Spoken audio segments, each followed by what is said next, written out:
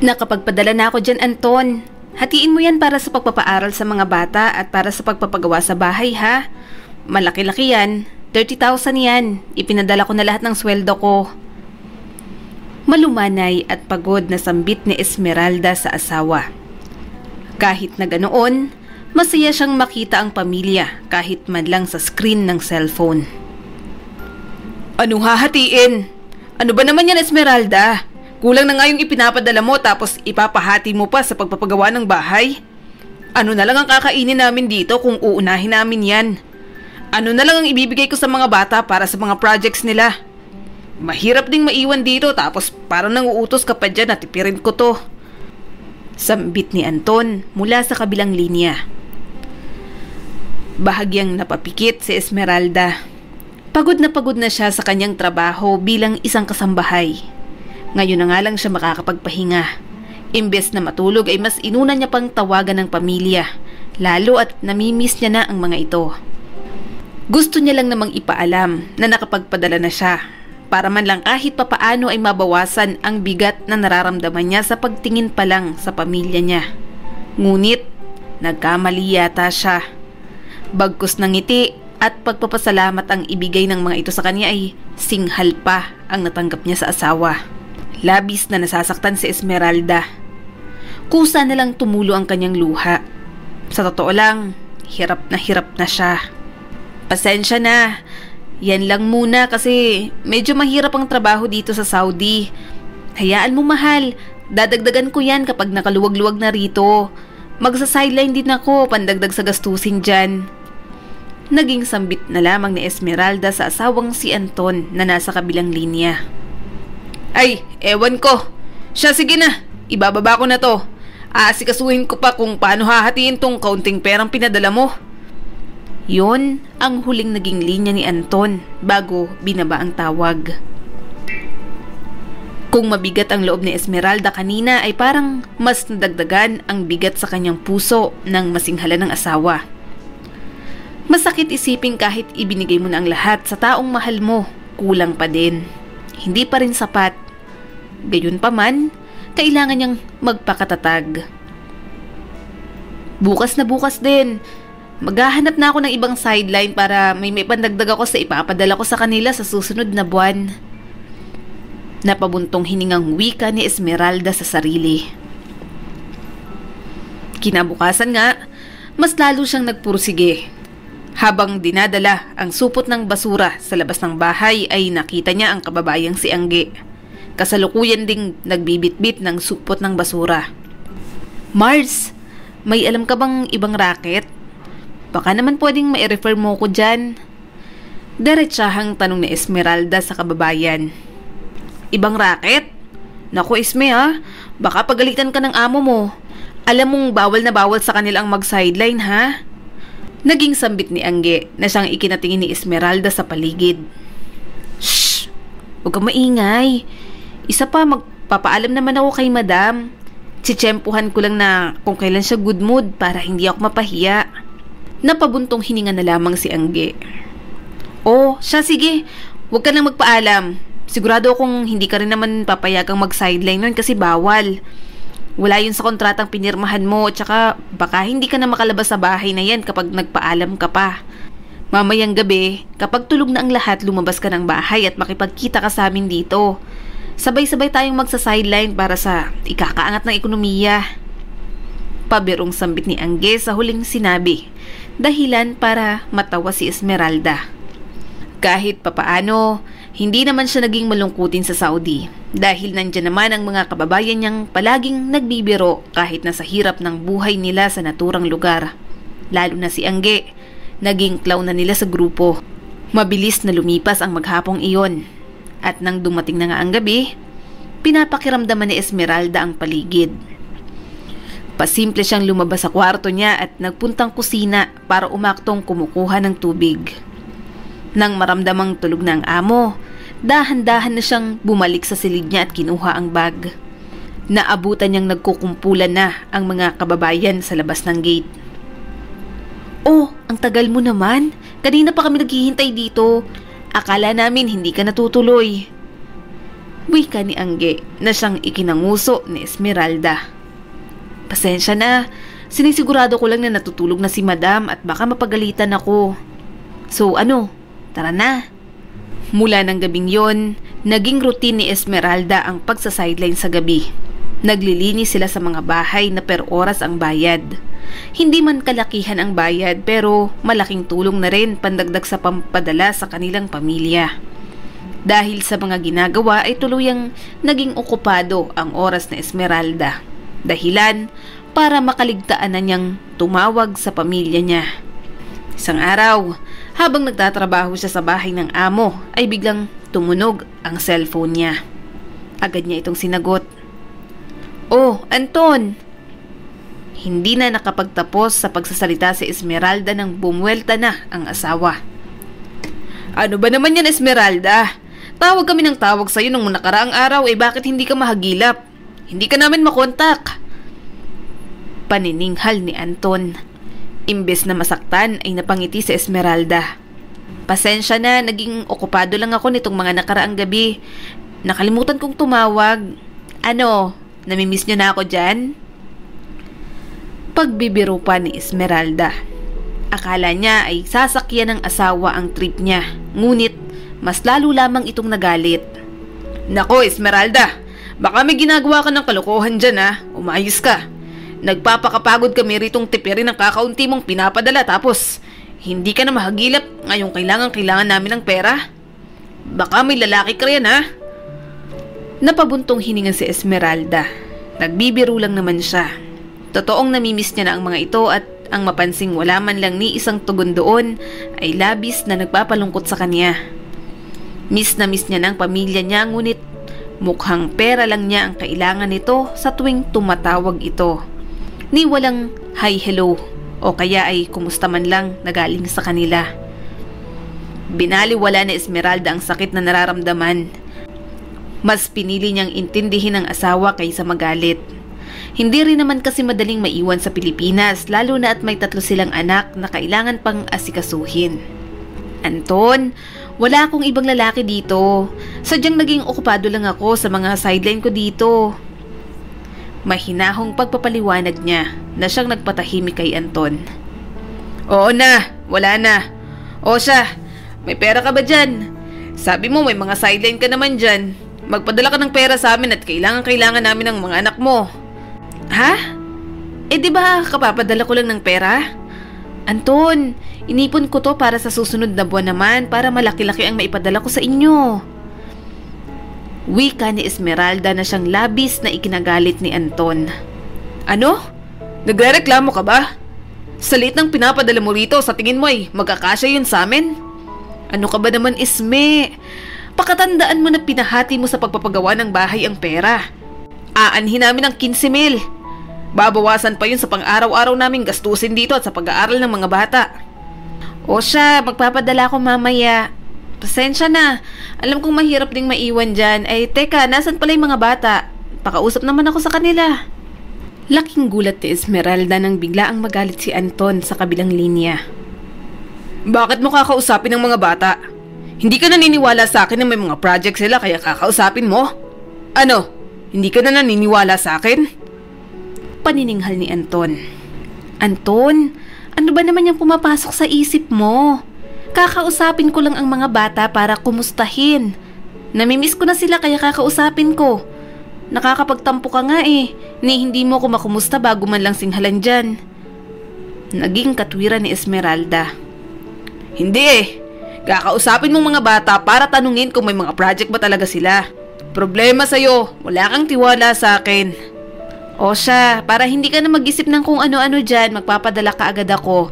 Pero pakausap muna sa mga bata, kahit marinig ko lang yung boses nila, okay na sa akin yun." "Oh, Emily, Arnold, pumarito kayo at kakausapin daw kayo ng mama nyo." Rinig na rinig ni Esmeralda ang pagtawag ni Anthony sa mga bata. Labis naman ang pagkasabik niya sa mga ito. Miss na miss niya na ang kanyang mga anak. "Oh, ayusin yung pakikipag-usap sa mama nyo ha. Huwag magsusumbong ng kung ano-ano at pagod yung mama nyo." Na-appreciate naman ni Esmeralda ang sinabing iyon ng kanyang asawa. "Mga anak, Emily, Arnold, kumusta dyan? Kumusta na kayo? Kumustang pag-aaral nyo? Mama! Mama, kailan kayo uuwi dito? Miss na miss ka na namin. Umiiyak na sabi ni Emily. Agad namang nataranta si Esmeralda sa kabilang linya.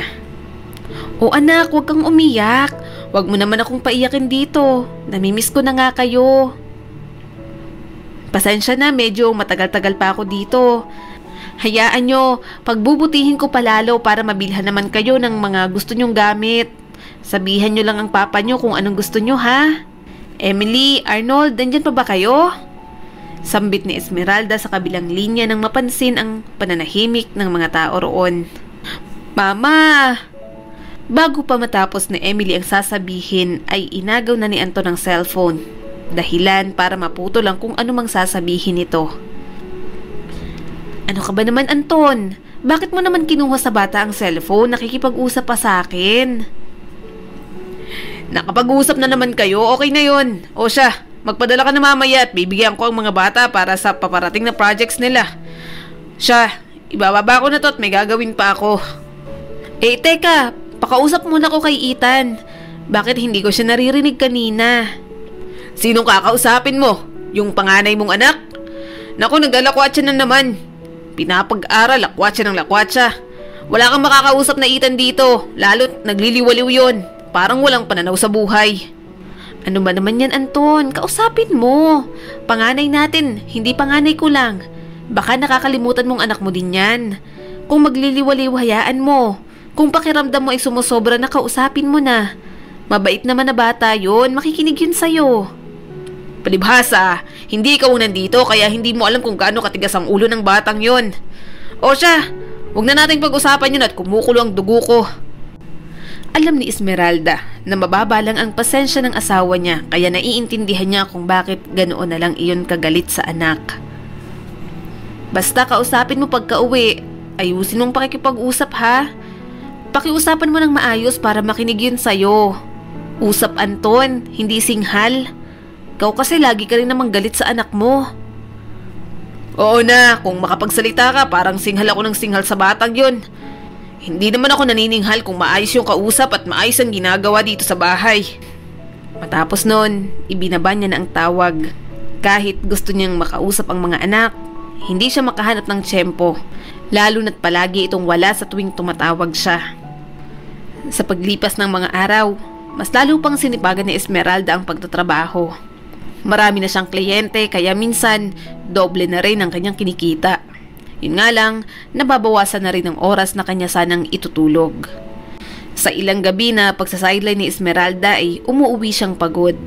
Kahit na ganoon, mas pinili niyang tawagan ng pamilya kaysa diretsahang humilata sa higaan. Nag-aalala siyang baka magalit na naman si Anton kapag hindi siya tumawag o kaya ay nangungumusta man lang sa araw-araw. Napakunot na lang ang kanyang noo nang mapansing naka-offline na naman si Anton. Ilang araw na itong naka-offline kaya hindi niya matawagan. Isang araw, habang nagtatrabaho bilang kasambahay sa bahay ng amo ni Esmeralda ay lumapit si Angge. Esme, nabalitaan mo na ba? Pangungunang tanong ni Angge. Ha? Anong balita? Nakakunot ang noong tanong ni Esmeralda. Naguguluhan siya sa kung ano bang ibig nitong sabihin. Nakakapag-usap naman kayo ng asawa mo, no? Paninigurado ni Angge. Nag-aalinlangan kung sasabihin ba kay Esmeralda ang nalaman niya. Bahagyang natawa si Esmeralda. Oo naman, hindi kami nakakapag-usap ngayong mga nagdaang araw pero naiintindihan ko si Anton. Baka naging abala lang siya sa buhay doon at hindi na nakakatawag sa akin. Alam ko naman ang hirap sa buhay sa Pilipinas, lalo na naiwan lang si Anton na mag-asikaso sa aming mga anak. Tsaka nagtitipid nga din sila doon kasi nga hinahati niya yung budget para sa pagpapagawa namin ng bahay. Bakit mo naman naitanong? At ano palang binabanggit mong balita? Kasi huwag kang magagalit ha, pero Esmeralda, nabanggit sa akin ng asawa ko na palagi niya raw nakikita si Anton sa sugalan. Nasisiguro mo bang ginagastos niya ang pera sa mga anak mo at sa bahay mo at hindi sa sugal? Pagtatanong ni Angge sa kababayang si Esmeralda. Nawala ang ngiti sa labi ni Esmeralda. Napalitan iyon ng pag-aalala. Napapaisip siya sa posibilidad sa sinasabi ni Angge. Baka naman nagliliwaliw lang paminsan-minsan. Okay lang naman sa akin kung nagsusugal siya as long as hindi niya sinusugal lahat ng perang pinapadala ko para sa kanila. Tsaka ang sabi niya sa akin, nakatabi naman yung perang pampagawa namin ng bahay.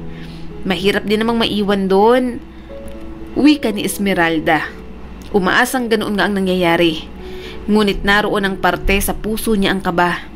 Kaba na baka nga winawaldas na ng kanyang asawa ang lahat ng perang ipinapadala niya. Sa bagay, pero Mars, hindi ka nakakasigurado kung nagliliwaliw lang yung asawa mo o pagsusugal na. Hindi mo siya namomonitor. Kagaya ngayon, hindi mo siya nakokontak. Ang sabi pa naman sa akin ni Raul, araw-araw niya raw nakikita si Anton sa sugalan. Diyos ko, wag naman sana Angge. Basta kapag nag-usap kayo, tanungin mo na lang ha.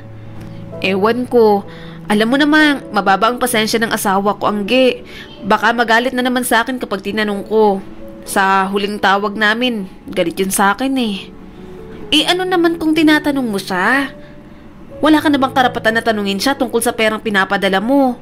Pera mo yun, Esme. Kaya may karapatan kang magtanong. Siya ang walang karapatang magalit kapag tinatanong siya sa bagay na yan. Alam mo, kung magagalit talaga yung asawa mo kapag tinatanong mo dyan, ay nako, alam mo nang ibig sabihin yan. Winawaldas niya ang perang pinapadala mo. Napabuntong hininga na lamang sa Esmeralda. Gusto niyang pagkatiwalaan ng kanyang asawa, ngunit malaki ang parte sa puso niyang gusto niya ring maniwala kay Angge. Ano ba naman tong iniisip ko? Dapat maniwala ako sa asawa ko.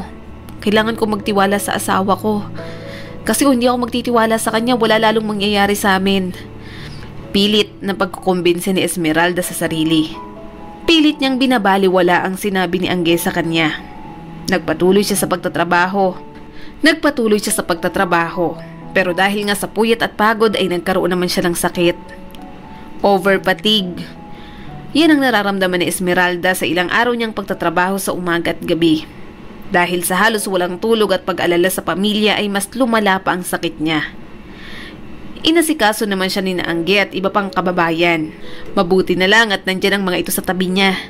Handang tulungan at alagaan ang may sakit na kababayan. Ano ka ba naman, Esme? Unahin mo nga ang sarili mo. Hindi sa lahat ng oras ay malakas tayo. Napapansin ko na palagi kang nagtatrabaho. Magpahinga ka naman paminsan-minsan. Unahin mo ang kalusugan mo. Pasiyan lang ang hawak natin para magpatuloy sa buhay. Hindi naman mawawala ang trabaho kung hihinto ka ng isang araw para matulog ng maayos. Nandyan pa rin yan bukas at sa susunod pang mga araw. Naku, kapag ako ang napuno sa'yo, hindi na kita bibigyan ng racket sa gabi. Wika ni Emeline, ang isa pang kababayan din nila na malapit lang din doon ang tinitirahang amo. Napangiti na lang si Esmeralda. Mabuti pa ang mga kababayan niya. Kinukumusta siya at pinapagalitan kapag palaging nagtatrabaho. Samantalang ang asawa niya, pinapagalitan siya kung hindi nagpapadala ng pera. Ni walang pangungumusta sa tuwing tumatawag ito. Siya nga pala, si Anton, tumawag na ba yun? Napansin ko na hindi mo na siya nakakausap ng ilang araw Sambit ni Angge na siyang ikinatigil ni Esmeralda. Huwag mong sabihin hanggang ngayon, hindi pa rin kayo nag-uusap. Kailan ang huling usap nyo? Noong 1 linggo pa. Naku Esme baka winawaldas na niya yung perang pinapadala mo. Ang hirap-hirap magtrabaho dito. Tanungin mo nga yan kapag nag-usap kayo ulit. Diyos ko, ang hirap-hirap ng trabaho natin dito sa Saudi tapos ganyan lang ang pagwawaldas ng perang pinaghirapan mo. Baka naman nasira lang ang cellphone. Wika ni Emeline. Nako, pwede naman siyang bumili ng bago.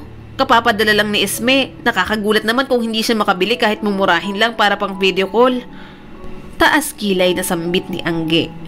Sa mga kaibigan ni Esmeralda, ito talaga ang pinakamalapit sa kanya, kaya ganun na lamang ang pag-aalala nito. Napabuntong hininga na lamang si Esme bago nagsalita. Gusto ko siyang tanungin sa bagay na yan, ang kaso hindi naman siya mahagilap, palaging offline. Hindi siya kusang tumawag sa akin para alam ko naman na tumatawag siya at hindi ko lang sinasagot. O siya, kayo muna riyan at kumukulo ang dugo ko sa asawa mo, Isme. Baka ako ang makasagot sa kanya kapag biglaan yung tatawag. Huling patutsada ni Angge bago lumabas ng silid niya. Si Emeline, ang isa pang kasamahan ni Esme sa bahay na kanyang pinagtatrabahuhan. Ito rin ang tumitingin sa kanya. Pero madalas, wala rin ito sa bahay dahil kasama ang anak ng amo. Habang mag-isa sa silid ay napapaisip si Esmeralda. Labis na ang pagdurusa at sakripisyong ginagawa niya para sa pamilya, lalo na kay Anton. Ngunit parang wala lang ito sa asawa. Gayunpaman, hindi niya magawang husgahan ng asawa lalo at mahirap din naman ang maiwan sa Pilipinas. Habang nagmumuni-muni, biglang tumunog ang cellphone ni Esmeralda na siyang ikinagulat niya. Mabilis pa sa 4:00 kinuha niya iyon at sinagot. Si Anton ang tumatawag sa kanya. "Hello, Anton!" Masayang sagot niya. Naluluha siyang tumingin sa screen ng cellphone at doon ay tumambad ang mukha ng minamahal. "Bakit hindi ka mahagilap?" Bahagyang natigil sa pagsasalita si Esmeralda nang sumingit si Anton. "May pera ka ba dyan? Naubusan kami rito eh." Derechahang sambit nito, dahilan para dahan-dahang mawala ang ngiti sa mga labi ni Esmeralda. Nagkasakit na siya't lahat, ngunit pera pa rin ang inuuna ng asawa niya. Pera pa rin ang ibinubungad nito sa kanya. Wala man lang pangungumusta. Wala man lang paliwanag kung bakit hindi ito mahagilap ng ilang araw. Tama nga ang mga kababayan niya. Nagpapakahirap at nagpapakalunod siya sa trabaho sa Saudi, ngunit parang walang pakialam ang asawa niya sa kanya. "Bakit hindi ka mahagilap ng ilang araw, Anton? Alam mo bang nag-aalala na ako sa inyo? Baka may nangyari na dyan na hindi ko alam." Naging sambit ni Esmeralda. Naroon na ang inis sa boses niya. Nagsalubong naman ang kilay ni Anton. "Nasira ang cellphone ko kaya hindi ako makatawag. Isa pa, alam mo namang mahirap ang buhay dito. Parang yan lang tinatanong mo pa." Bahagya namang nakahinga ng maluwag si Esmeralda. Nasira lang palang cellphone nito at bahagyang naging okupado sa mga gawain, dahilan para hindi ito mahagilap. Hindi dahil winawaldas nito ang perang pinapadala niya. "Pasensya na, may narinig lang kasi ako dito sa Saudi. Narinig ko na winawaldas mo raw yung perang pinapadala ko dyan. Hindi naman yung totoo, Anton, 'di ba?" "Ano? Anong winawaldas? At nakinig ka naman dyan sa mga kababayan mong walang alam. Gumagawa lang ng kwento yung mga yan." "Diyos ko, Esme, anong iwawaldas ko? Kulang na nga yung perang pinapadala mo." "O siya, magpadala ka ng pera dito at kailangan ng mga anak mo para sa project. Hindi ko na patatagalin to at kumukulo ang dugo ko sa mga walang alam mong kababayan." Dugtong pa ni Anthony. "Ha? Project na naman, Anton? Di ba kapapadala ko lang ng pera dyan? Bakit kailangan na naman? Alam mo namang mahirap ang trabaho ko dito." "Anong project na naman? Palagi nga silang may project. Anong gagawin ko? Alam mo, Isme, simula lang mapunta ka dyan, nagbago ka na. Lumayo ka nga sa mga kababayan mo at sinusulsulang ka ng mga yan." "Anong simula nang mapunta ako dito nagbago na ako? Anton, alam natin pareho na mahirap ang trabaho dito. Oo, sabihin na natin mahirap din ang pamumuhay dyan sa Pilipinas. Ang punto ko lang, kapapadala ko lang ng pera. Pangalawa na yun ngayong buwan. Saan mo ginagastos yun kung kulang pa pala ang pera sa mga project ng mga bata? Puro na lang project, Diyos ko naman." "Kung ayaw mong magpadala, sabihin mo lang. Hindi yung kung ano-ano pang sinasabi mo." Galit na sambit ni Anton. "Anton, hindi naman sa ayaw kong magpadala. Ang sa akin lang, 2 beses na akong nagpapadala ng pera. Sobra-sobra na yun." Matapos magsalita ni Esmeralda ay bahagyang natahimik ang kabilang linya. "Tatanungin nga kita, Anton. Ni isang araw ba magmula nang pumarita ako sa Saudi nag-alala ka sa akin?" Mahinang tanong ni Esmeralda sa asawa. Parang mabibiyak na ang boses niya at parang ilang sandali na lang ay bibigay na ang mga luha niyang nagbabadya sa mga mata niya. "Oo naman. Ano bang tanong yan, Esme? Kung kailan ka pa tumanda, ngayon ka pa nagkakaganyan." Pero bakit ganun? Pakiramdam ko parang wala kang pakialam. Ni hindi mo ako magawang kumustahin sa tuwing tumatawag ka. Puro perang palaging binubungad mo sa akin. Hindi na napigilan ni Esmeralda at tuluyan nang pumatak ang kanyang mga luha. Hindi kita magawang tanungin pero tinitingnan kita kung maayos ka ba. Kung sa tingin ko'y maayos ka naman hindi ko na tinatanong at alam kong may limitasyon ang pakikipag-usap mo sa akin. Para namang hindi mo yun alam, Esme. Basta magpadala ka ng pera. Ngayon at kailangan ng mga bata. Sambit nito bago tinapos ang tawag na iyon. Napahagulgul sa iyak sa Esmeralda. Pakiramdam niya ay ginagawa siyang bangko ng asawa niya. Lalapitan lang kapag kailangan ng pera. Kung wala lang talaga ang mga anak niya doon, hindi na siya magpapadala. Nagpaliban muna siya sa racket. Hindi na muna siya sumama at alam niyang mahina pa siya at masama pa rin ang kanyang pakiramdam. Sigurado ka bang magpapaiwan ka muna? Tanong ni Emeline sa kanya. Oo Mars, medyo masamang pakiramdam ko. Good luck na lang sa racket nyo. Umabuti na rin yan para makapagpahinga ka naman. Puro ka nalang trabaho, hindi mo na naaalagaan ang sarili mo. O siya, mauna na kami. Magpahinga ka na dyan. Sambit naman ni Angge. Sa ilang araw na pagpapahinga ay bumalik na rin ang lakas niya. Pumapaliban pa rin siya sa mga racket at nag-focus muna sa trabaho bilang kasambahay. Nang tuluyang bumalik ang lakas niya, nilapitan niyang mga kaibigan at sinabing sasama na siya. Oh, okay ka na ba? Yakang-yaka na ulit? Nakangising sambit ni Angge. Oo, yakang-yaka na. Parang hindi mo naman alam na matibay ito. Nang gabing iyon, sabay-sabay na rumakit ang mga magkakaibigan. Pero bago sila sumabak sa trabaho, nagliwaliw muna sila sa nadaanang public market. Inaaliw nila ang mga sarili. Masaya lang silang bumalik na ang lakas na Esmeralda kaya ngayon nagliliwaliw sila dahil alam nilang deserve iyon ng lahat. Salamat sa palagiang pagtingin nyo sa akin tuwing hindi ako okay ha. Maswerte akong nakilala ko kayo dito. Imbes na malungkot sa mga pinagdadaanan ko, lumuluwag ang dibdib ko dahil sa inyo. Sambit ni Esmeralda. Sino ba naman kasing magtutulungan kundi tayo-tayo lang din. Tayo-tayo lang naman dito kaya dapat magtulungan tayo. Para tayong pamilya. Wika naman ni Angge na siyang ikinangiti ng lahat. Sa gabing iyon, nagliwaliw ang mga kasambahay. Matapos nun, sumabak na sila sa isa-isa nilang mga racket. Sa ilang araw na pagtatrabaho ni Esmeralda, malaki-laki na rin ang naiipon niya. Laking pasalamat niya na lang dahil hindi siya napapansin ng amo niya. Isang gabi, habang naghahanda sa pagtakas para sa racket ay lumabas siya sa silid para tingnan kung gising pa ba ang amo o tulog na. Yun palagi ang ginagawa niya tuwing lumalabas siya ng bahay.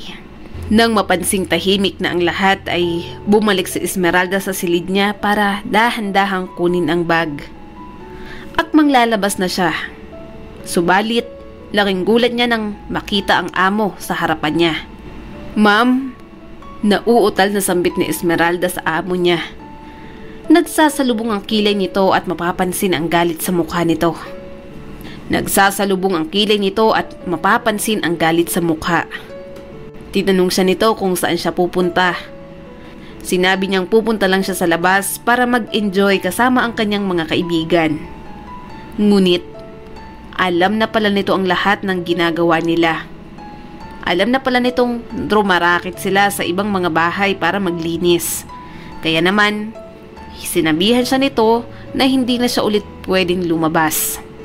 Ang sabi ng amo niya, kung aalis siya sa gabing iyon, mapipilitan siyang pauwiin na sa Pilipinas bukas na bukas din.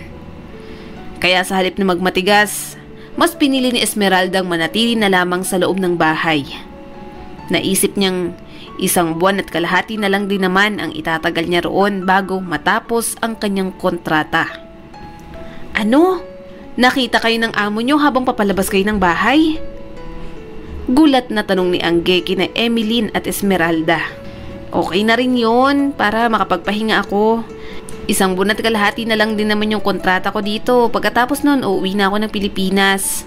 Gusto ko na rin matingnan ang mga bata at syempre maipatayo na yung bahay namin ni Anton. Sa bagay, Maging masaya ka sana sa pag-uwi mo, Esme. Hangad namin ang kasiyahan mo. Nakangiting wika ni Angge. Basta maraming salamat sa inyo ha. Mamimiss ko kayo rito tsaka yung racket natin sa gabi. Mabilis na lumipas ang mga araw. Nakauwi na nga ng Pilipinas si Esmeralda. Malaki ang ngiting dala-dala niya habang bumababa sa sasakyan. Huminto ito sa lugar nila. Kasalukuyan siyang nakangiti. Excited na makita muli ang minamahal na pamilya. Ngunit, hindi pala iyon tulad ng kanyang inaasahan. Imbes na masayang asawa at anak ang sasalubong sa kanya ay hindi iyon ang nangyari. Aray, nasasaktan po ako, Papa. Rinig na rinig ni Esmeralda ang sigaw ng anak mula sa loob ng bahay. Mabilis siyang naglakad papalapit doon para tingnan ang kalagayan ng mga anak niya. Talagang masasaktan ka dahil napakatigas ng ulo mo. Tumakbo si Esmeralda nang marinig ang malakas na sigaw na iyon ng kanyang asawang si Anton. Binitiwan niya na ang mga dalang maleta. Ganun na lang ang gulat niya nang madatnan ng anak niyang nakatalikod na sa mesa at pinapalo ni Anton sa likuran. Napasigaw si Esmeralda bago mabilis na lumapit sa anak para pagtakpan ito mula sa pananakit ng asawa niya. Mama! Umiiyak na sambit ni Arnold. Yumakap ito sa kanya ng mahigpit. Anton! Ano sa tingin mo ang ginagawa mo sa anak natin? Galit na sambit ni Esmeralda sa asawa. Samantala ay para namang naubusan ng dugo ang mukha ni Anton. Gulat na gulat ito sa biglaang pagdating ni Esmeralda kaya putlang-putla. Esmeralda? Nauutal na sambit nito. Gimbal na gimbal sa nakikita. Oo! Ako nga, Anton! Ano tong nakikita kong pananakit mo sa mga anak natin? Hindi ganyan ang ibinilin ko sa'yo. Ang sabi ko, alagaan mo sila, hindi sasaktan. Anong ginawa mo, Anton, sa mga anak natin? Pag-iyak ni Esmeralda habang nakatingin sa mga pasa ng anak niya. Tinignan niya si Anton at doon ay nakita niyang gulat pa rin ito sa pagdating niya. Ano? Nagulat ka?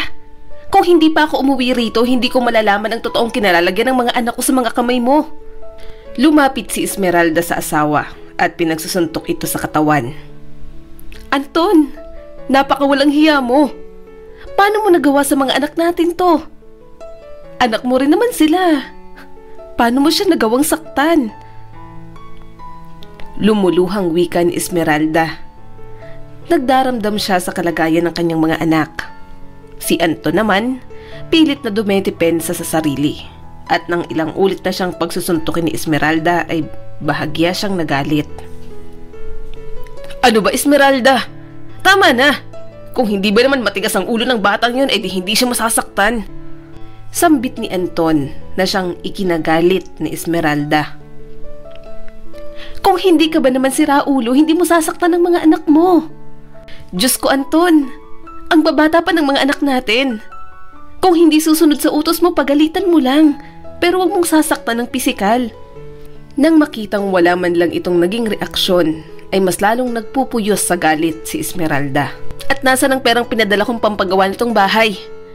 Ibigay mo sa akin ngayon. Wala na. Nagastos ko na lahat.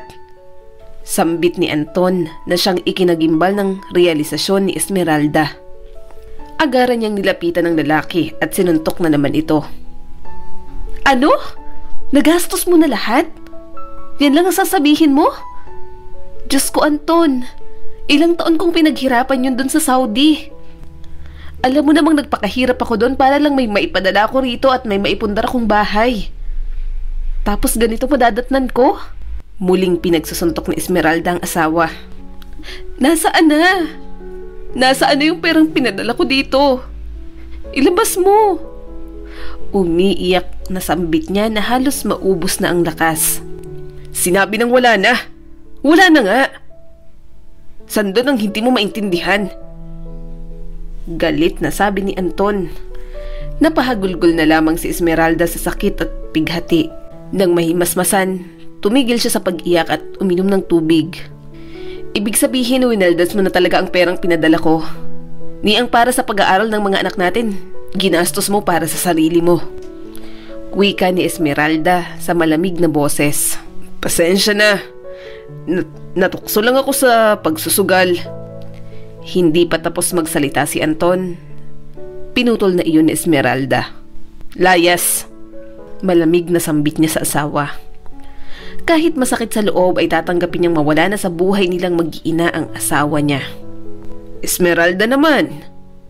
Mahinahon at nanunuyong sambit ni Anton sa asawa. Sinabi nang lumayas ka. Lumayas ka na. Hindi namin kailangan ng tao mapang-abuso at mapanakit na katulad mo. Mabubuhay kami ng kami-kami lang kaya lumayas ka na sa pamamahay na to. Tumitig lang si Anton sa kanya at ilang sandali lang ay tumalikod na ito at umalis. Bahagya na lamang napaluhod si Esmeralda sa sahig at lubusang napahagulgol na ng iyak.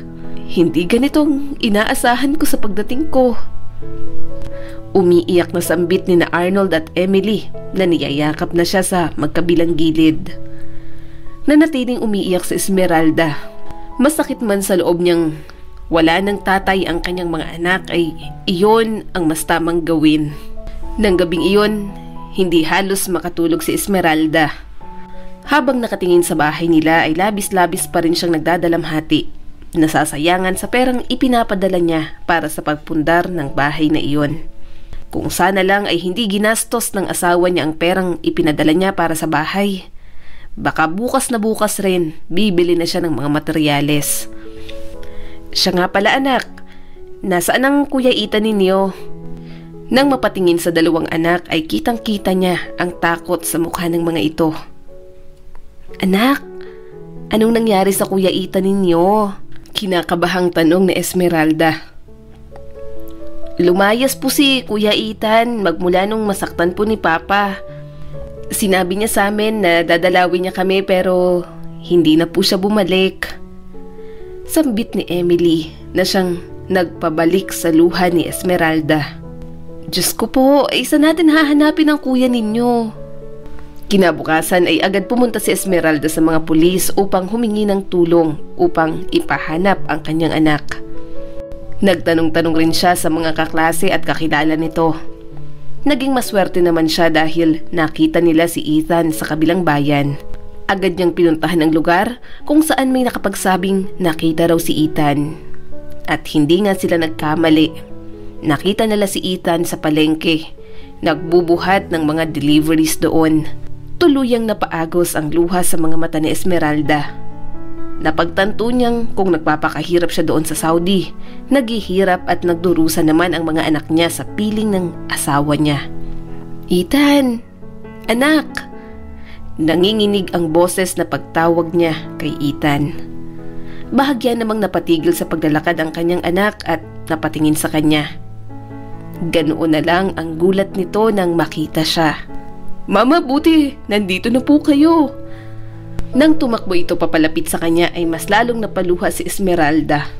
Kung nahihirapan siya ay mas nahihirapan ang mga anak niya. Pasensya na anak kung ngayon lang ako dumating. Okay lang po yun mama. Ang mahalaga naman, nandito na po kayo. Magkahawak kamay na bumalik sila sa bahay nila.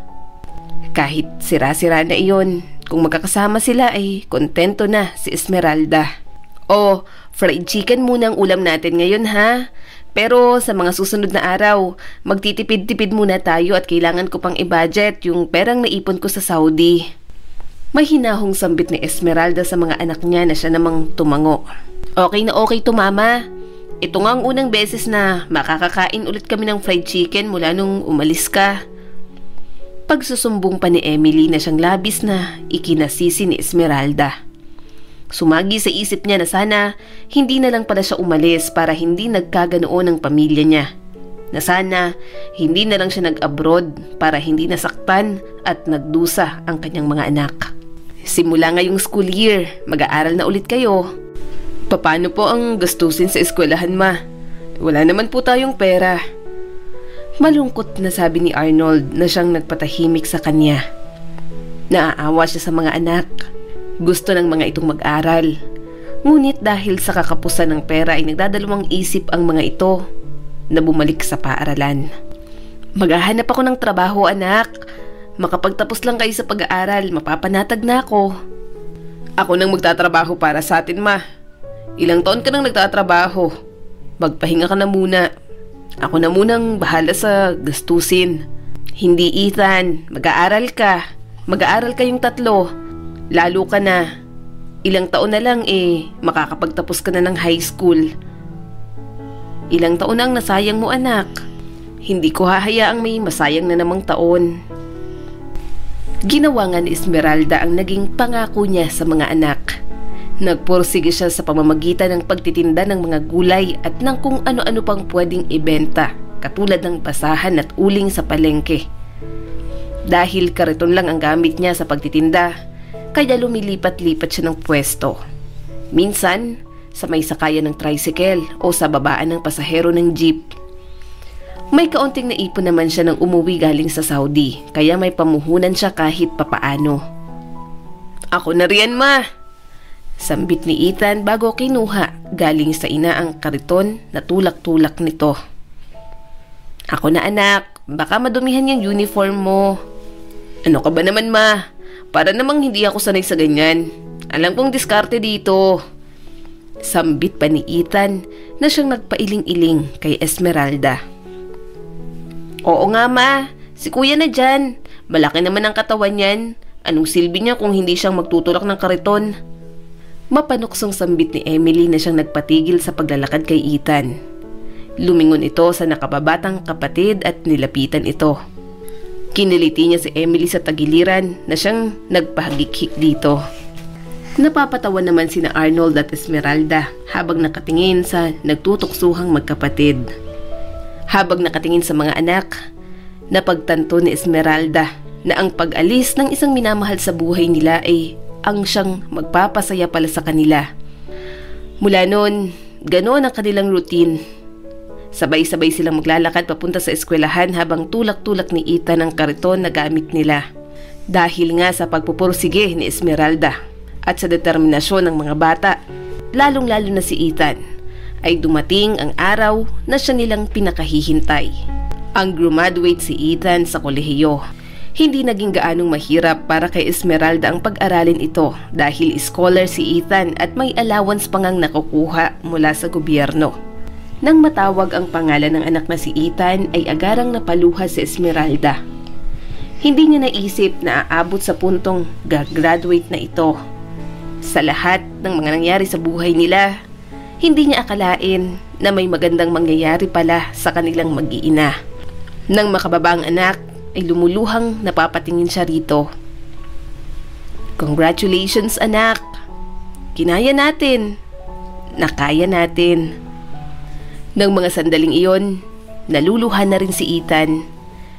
Kinuha nito ang medalya at isinuot kay Esmeralda. Ikaw ang medalya ng buhay ko, ma. Ikaw ang nagsisilbing inspirasyon ko para abutin ko ang lahat ng mga pangarap ko sa buhay. At hindi lang dito magtatapos ang lahat. Umpisa pa lang ito, ma. Wika ng binata. Masayang nagsalo-salo ang kanilang pamilya sa maliit at lumang bahay na iyon. Kahit na hindi sila kompleto ay pakiramdam nila wala namang kulang dahil napunan ng kanilang ina ang pagiging mabuting magulang. Matapos ng graduate ni Ethan ay agad itong nakapagtrabaho sa malaking kumpanya dahil na rin sa kanyang abilidad at talino. Bakit gising ka pa, ma? Tanong ni Ethan kay Esmeralda. May iniisip lang ako, anak. Ikaw, bakit hindi ka pa natutulog?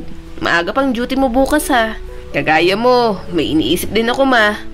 Ikaw talaga, kung ano-ano kalokohan ang pumapasok sa isip mo, matulog ka na dun, anak. Galing ka pa sa trabaho, alam kong pagod ka na. Matutulog lang ako kapag matutulog ka na rin, mama. Oo na, matutulog na. Ma, siya nga pala. Huwag ka munang magtinda sa linggo at magsisimba tayo. Sa halip na magtanong ay tumango na lamang si Esmeralda bago ipinikit ang mga mata. Nang dumating na nga ang araw ng linggo, isa-isa na silang nagsipag-ayos. Nang akmang isusuot niya ang lumang bestida ay pinigilan siya ni Ethan at iniabot sa kanya ang bagong damit. Isuot mo yan, ma, para nakaputi tayong lahat. Sambit pa ni Ethan. Kahit na marami siyang tanong sa isipan ay mas pinili ni Esmeralda na manahimik na lamang. Nang lumabas sila ay nanlaki ang kanyang mga mata lalo na nang lumapit si Ethan sa bago at makintab na kotse. Naku anak, huwag kang lumapit dyan at baka mapagkamalan tayong magnanakaw. Naku, sino ba namang nag-iwan ng mamahaling sasakyan sa tapat ng bahay natin? Sambit pa ni Esmeralda na siyang nagpangiti sa mga anak. Pasok na!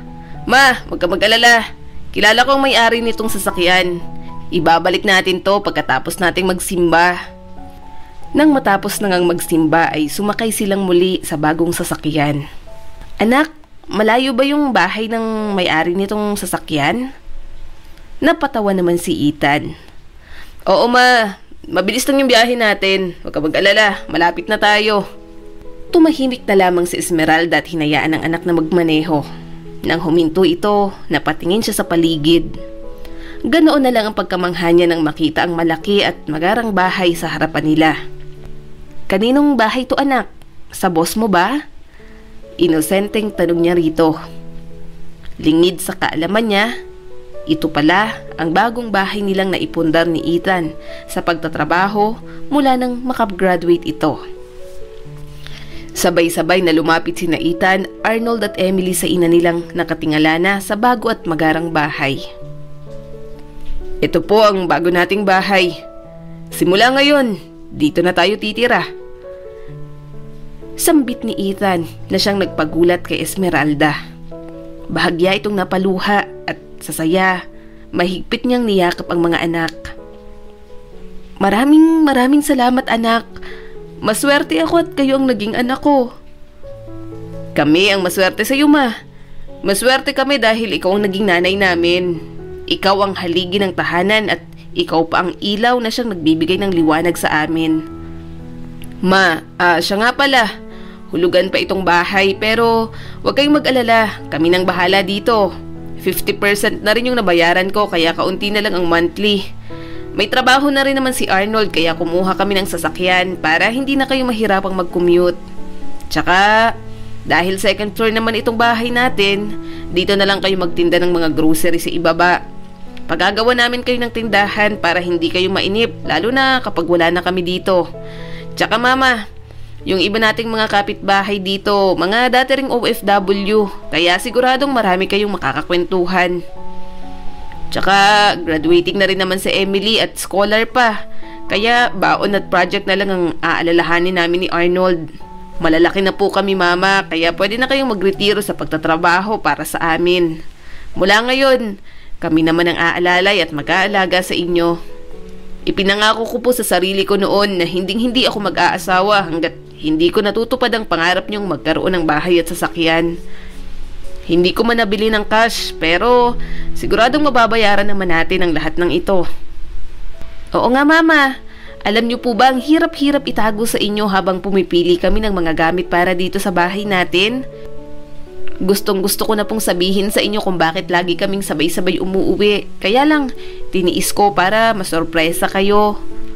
Nakangiting wika ni Emily bago inakbayan ang kanyang ina. Mama, tara na sa loob. Kumain na tayo at nagugutom na talaga ako. Nakangising sabi naman ni Arnold. Napangiti na lamang si Esmeralda. Taos puso ang pasasalamat niya dahil kahit mag-isa niyang pinalaki ang kanyang mga anak, naging matagumpay ang mga ito sa buhay.